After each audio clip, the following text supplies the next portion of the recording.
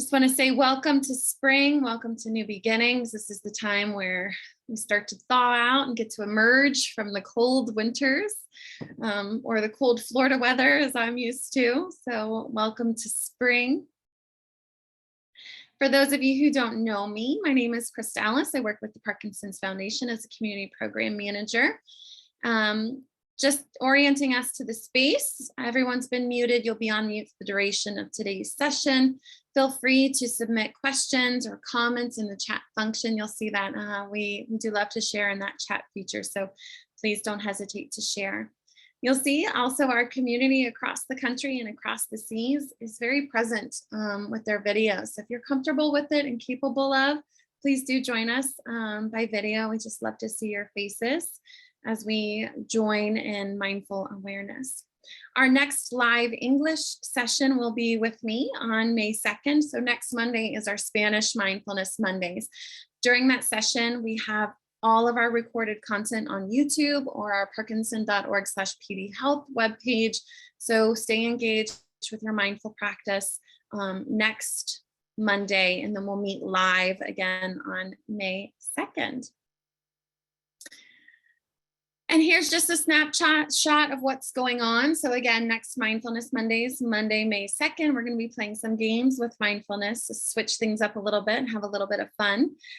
This Wellness Wednesday, April 20th, is Earth Day. And we're also going to be having our webinar on Parkinson's 101. So if you're new to Parkinson's disease, this is a great opportunity to kind of start to learn a little bit about the journey of Parkinson's, what you and your family should know. So that's this Wednesday. And Fitness Friday, we have our live Fitness Friday this Friday on YouTube.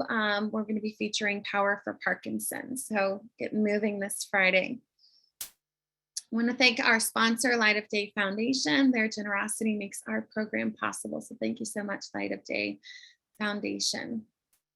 If you have any questions about your Parkinson's disease, anything at all, please don't hesitate to visit our website at parkinson.org. You can also call our helpline, which is staffed by Parkinson's specialists at 1-800-4PD-INFO or helpline@parkinson.org email.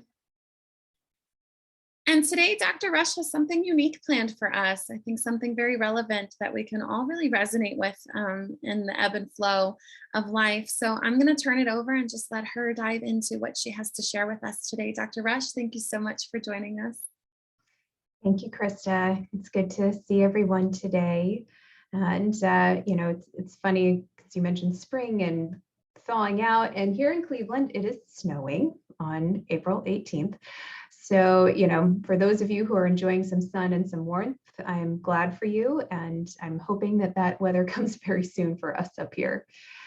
So today, I wanted to talk to you guys a little bit about the paradox of mindfulness.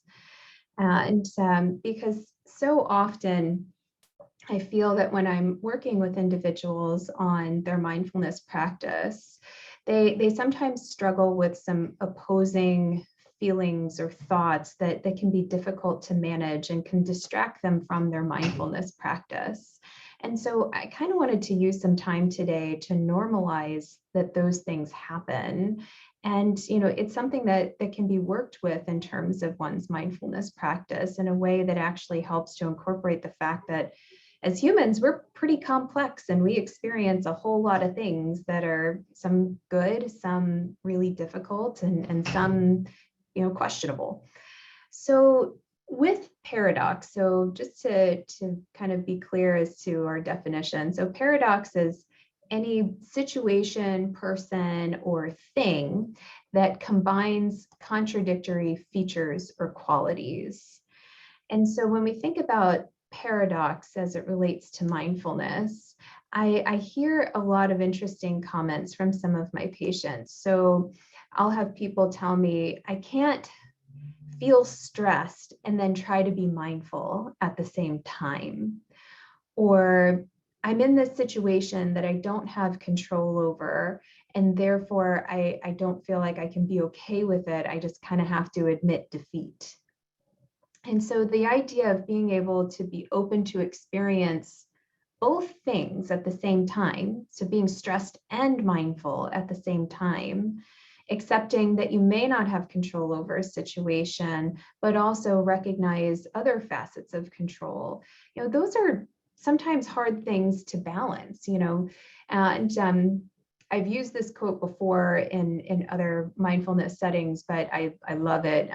It's a quote by F. Scott Fitzgerald, who said, "The test of a first-rate intelligence is the ability to hold two opposing ideas in mind at the same time and still retain the ability to function." And I often will joke that if that's a first-rate intelligence, I was definitely born with a second-rate intelligence, because it's hard to sometimes focus on more than one thing that doesn't agree with one another at the same time. So feeling uncomfortable and open, or stressed and mindful, or sometimes sad and in some other ways happy, or sometimes feeling stuck and optimistic. And so to me, mindfulness is a way of exploring how we can feel more than one thing that doesn't always, feel the same at the same time. And I think that kind of directly relates to how we, talk all the time about how when we're being mindful, we're accepting things as they are in this moment. And so for many of my patients that I work with who have Parkinson's, they're like, but I don't want to accept it because I don't like it. And I'll say, in response, well, accepting something doesn't always mean that you like it. Sometimes accepting it is exactly just that. You're acknowledging it for what it is, while also acknowledging that you're not happy about it. That's another paradox. And Carl Rogers, who was a famous humanistic psychologist, once said, the curious paradox of life is that when I can accept myself just as I am, then I can change. And so when we practice mindfulness and we practice this sense of, accepting things as they are, even if we don't like them, we are able to sometimes reduce the amount of energy and suffering that goes into the rejection of the reality of the circumstance. And so to be mindful means being with all of our experience, again, the good, the bad, and the questionable. And it allows whatever that arises to be there, and allows us to sometimes hold those opposite emotions that we may be experiencing at the same time, because otherwise it just feels overwhelming, and it can feel like, oh gosh, I don't want to be in touch with those emotions. I don't want to think about all these different ways that I'm feeling about something, because it just feels like too much. And so sometimes we end up just avoiding emotion completely as a result. So, one thing that I thought we could do today is actually something called an eye of the hurricane meditation. And so the idea of this is that, sometimes there's a whole lot of chaos that's swirling around us in our life. Again, some things that we can't control, some things that we can, some things that are, a good chaos, and some things that are not so great. And, but there are all these things that whirl around us in terms of emotion, experience, our narrative of what's going on. And, I really like this eye of the hurricane meditation, because it allows us to see, okay, despite all this other stuff that's happening, all of the chaos that's whirling around, how can we find a place of solace somewhere in that eye? Somewhere where there can be at least a small separation for peace, so that we can hold these two opposing things together, being mindful, being accepting, being, hopefully at peace to some extent, in a sense of quiet, even when all this other stuff is going on in our lives, so whether it be health or family or, other stressors that we find ourselves encountering, because the world, if you've noticed, doesn't seem to stop spinning. There's always something that's going on. And so to wait for the perfect opportunity to be stress-free or mindful, those opportunities don't really come around all that often. So we kind of have to end up creating an eye in the storm, so that we can find a sense of peace for ourselves in some of the moments when we may actually need it the most. So we're going to kind of slowly go through this Eye of the Hurricane meditation. And so I would invite all of you to go ahead and get in your most comfortable position.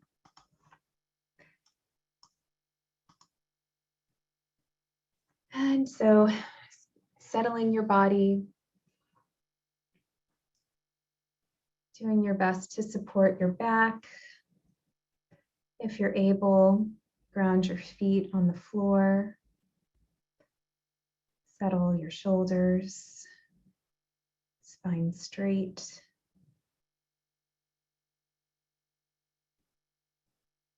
And let's start with connecting to your breath. Noticing where you feel the sensation of your breath the most.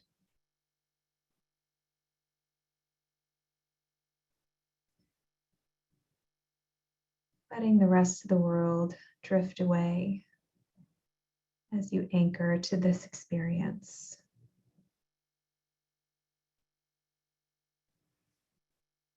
Focusing inward as you breathe in and breathe out.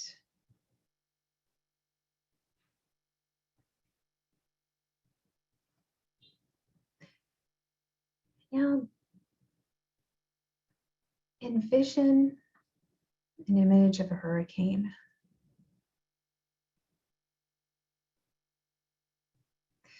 Just like the eye is deep within a hurricane,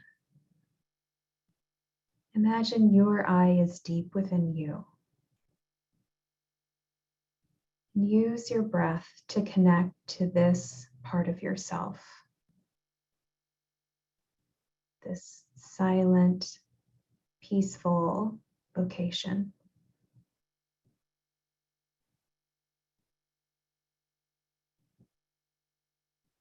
Staying connected to the breath.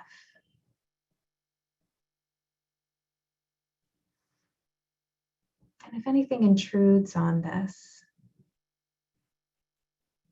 any distressing thoughts or negative emotions, difficult memories, annoying sounds, try to look at them as if they are the chaotic winds of the hurricane, whirling around, continuously changing, unpredictable.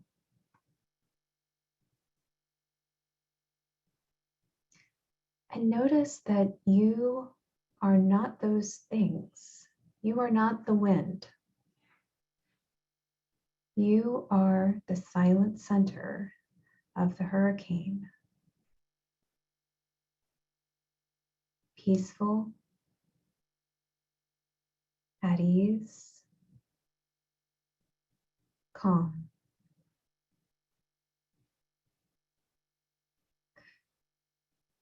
You don't have to react to the wind or try to change the direction of the wind. You're simply observing. And like the wind of the hurricane, those experiences, those feelings, those thoughts are constantly moving and changing. Those experiences are not within your control.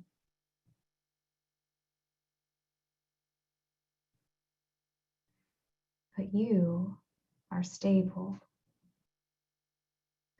and do not have to be moved or carried away by them.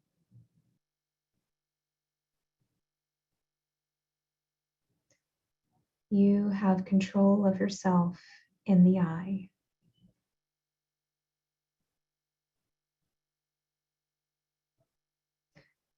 Sometimes even saying to yourself, I am safe.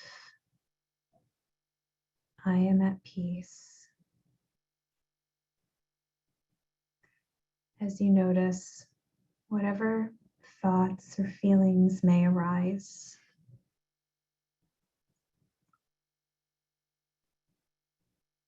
You can notice the wind, but not participate. Breathing in and breathing out.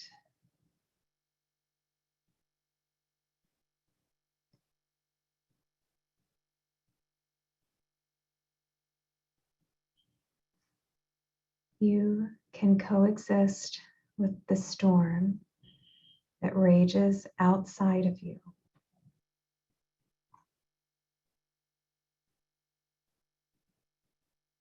Stay in the eye.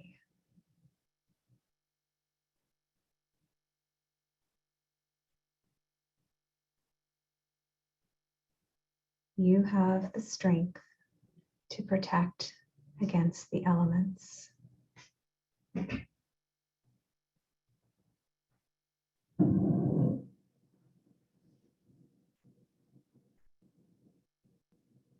From a distance, you can notice those thoughts, and those feelings, and sensations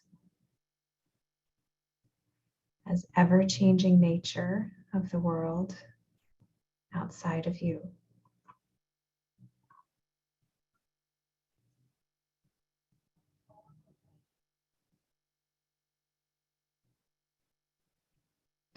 No matter how intense the hurricane gets, the eye is always centered, calm, and at ease.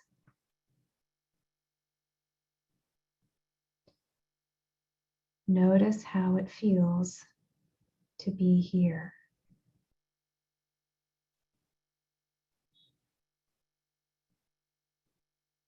So that whenever you need to restore a sense of peace or stability, you can use the breath to connect to this deep part of yourself.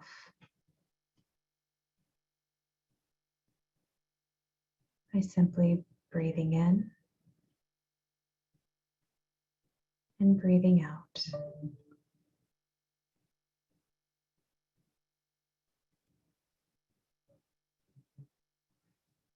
Allowing yourself to be centered and constant. Even against the strongest, darkest hurricane.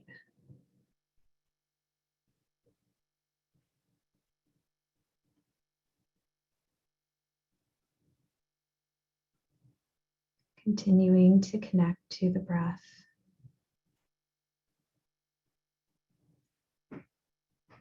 As you distance and observe all of the other sensations and emotions you may be experiencing.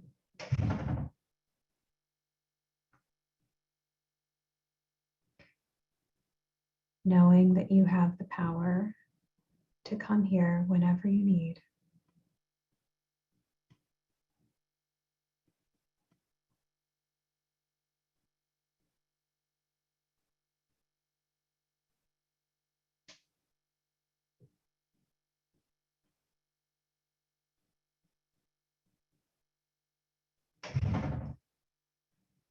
So let's take one intentional deep breath here.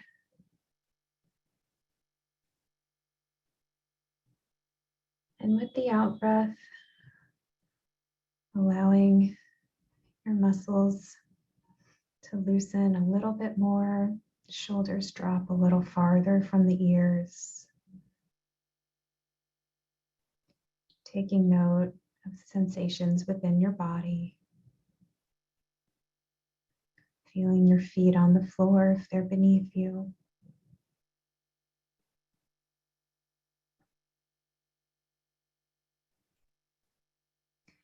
Start shifting your weight a little from side to side, innervating your body a little bit more, rolling the shoulders, the neck, wiggling your fingers and toes.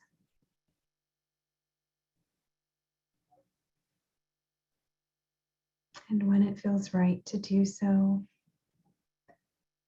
Coming back to our Zoom room here and opening your eyes.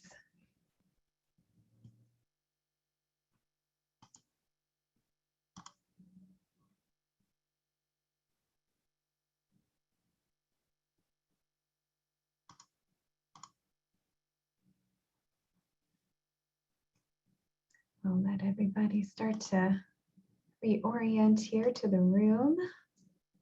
Seeing some eyes start to open.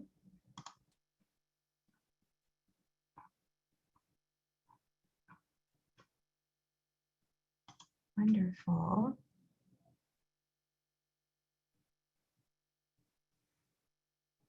And so if you would like to do so, I would love to hear thoughts or comments as to people's experiences, any questions or thoughts you would like to share with the group. I think we all benefit by sharing each other's experiences. Brings it back to a little bit more of a collective experience for all.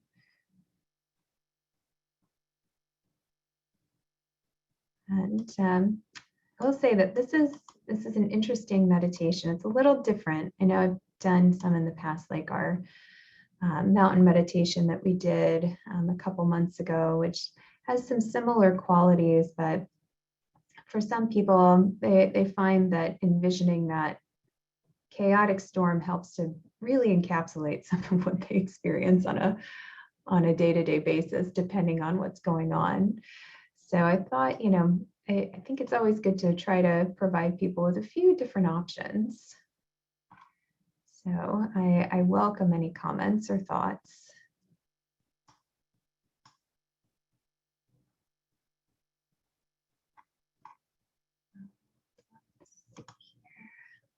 Okay, so a few folks have said that they enjoyed it, that it was relaxing, unique and refreshing. Thank you. I like that that idea.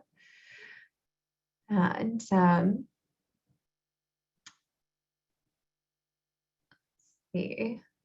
One person said that they were surprised that picturing a hurricane could lead to a calming experience. I'm glad to hear that you were pleasantly surprised. And let's see here.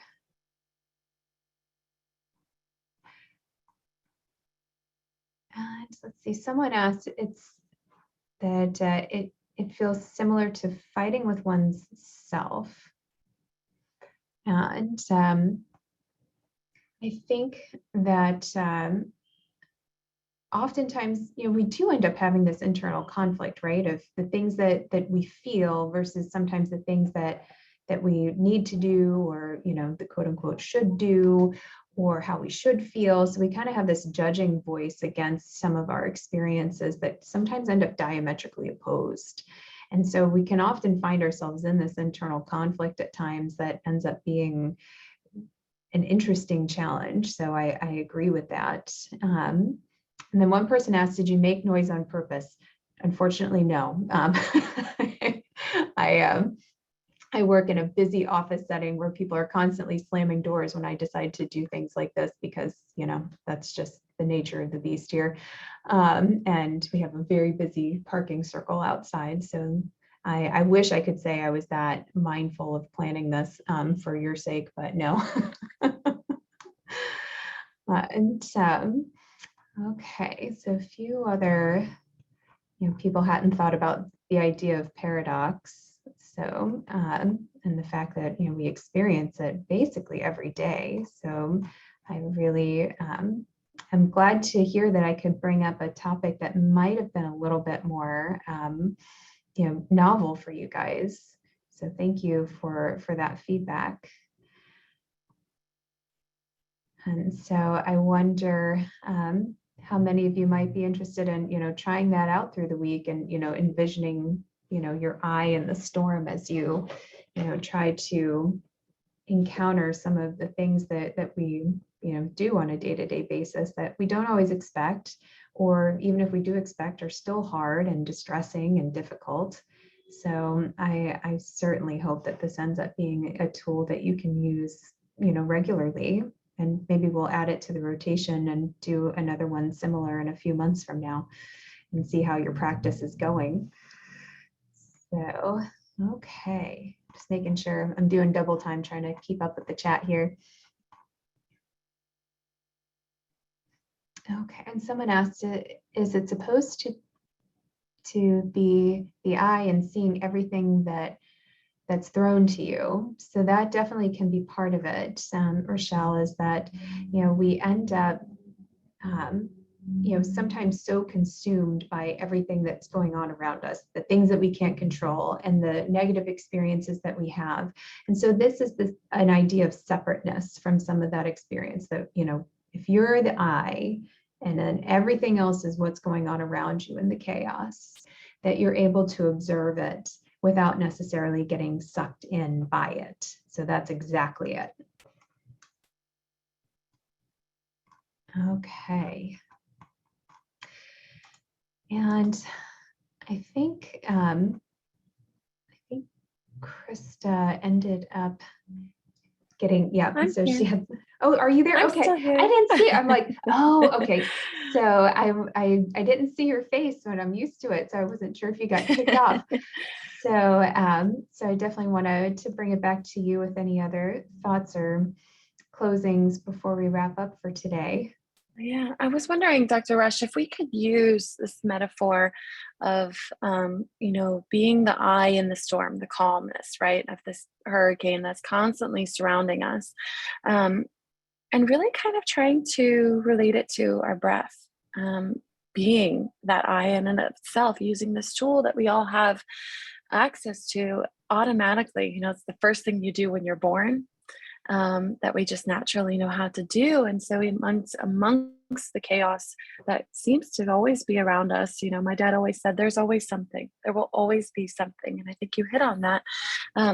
But just talking about how the breath is always accessible and allowing that to be the eye. If we can't physically see it, if we can't even theoretically see this calmness or become this calmness, but letting something that is quite tangible within us and accessible to all of us be that eye for us when we need it most. Yes. We have what we need, right? And so Yeah.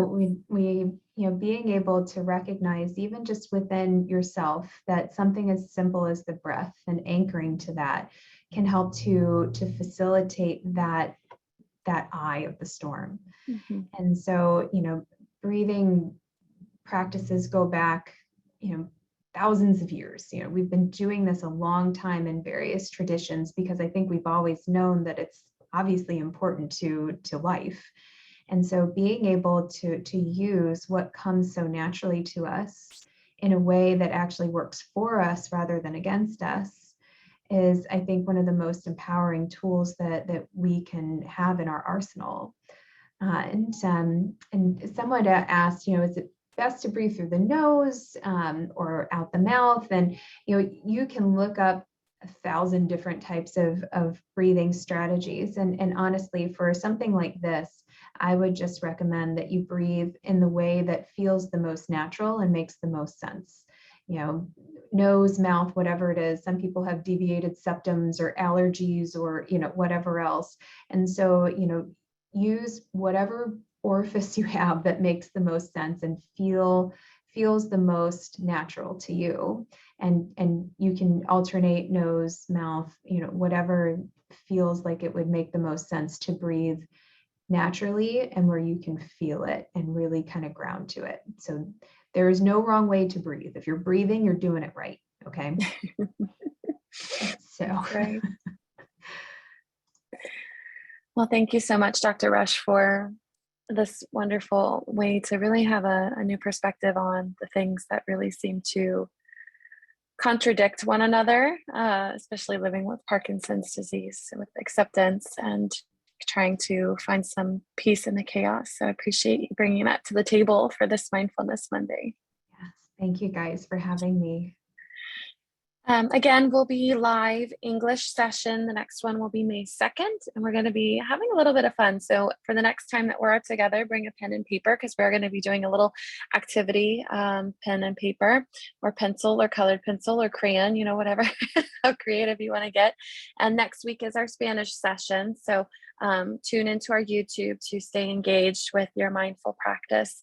And happy new spring, new beginnings. And for all of you, continue finding that moment of peace and in whatever challenge or conflict that you have in your life currently. Take a breath, and I'll see you guys May 2nd.